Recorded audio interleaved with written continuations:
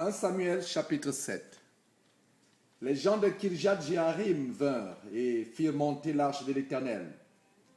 Ils la conduisirent dans la maison d'Abinadab sur la colline, et il consacrait son fils Éléazar pour garder l'arche de l'Éternel. Il s'était passé bien du temps depuis le jour où l'arche avait été déposée à Kirjat-Jéarim. 20 années s'étaient écoulées.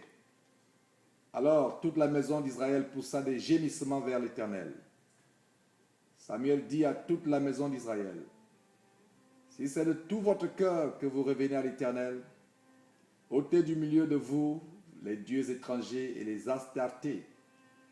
Dirigez votre cœur vers l'Éternel et servez-le lui seul, et il vous délivrera de la main des Philistins. » Et les enfants d'Israël ôtèrent du milieu d'eux les Baals et les Astartés, et ils servirent l'Éternel seul. Samuel dit, « Assemblez tout Israël à Mitzpah, et je prierai l'Éternel pour vous. » Et ils s'assemblèrent à Mitzpah.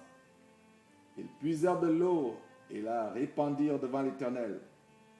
Et ils jeûnèrent ce jour-là en disant, « Nous avons péché contre l'Éternel. » Samuel jugea les enfants d'Israël à Mitzpah. Les Philistins apprirent que les enfants d'Israël s'étaient assemblés à Mitzpah, et les princes des Philistins montèrent contre Israël. À cette nouvelle, les enfants d'Israël eurent peur des Philistins, et ils dirent à Samuel, « Ne cesse point de crier pour nous à l'Éternel, notre Dieu, afin qu'il nous sauve de la main des Philistins. » Samuel prit un agneau de lait, et l'offrit tout entier en holocauste à l'Éternel.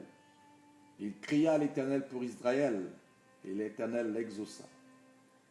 Pendant que Samuel offrait l'holocauste, les Philistins s'approchèrent pour attaquer Israël. L'Éternel fit retentir en ce jour son tonnerre sur les Philistins et les mit en déroute. Ils furent battus devant Israël. Les hommes d'Israël sortirent de Mispah, poursuivirent les Philistins et les battirent jusqu'au-dessous de Beth-Kar.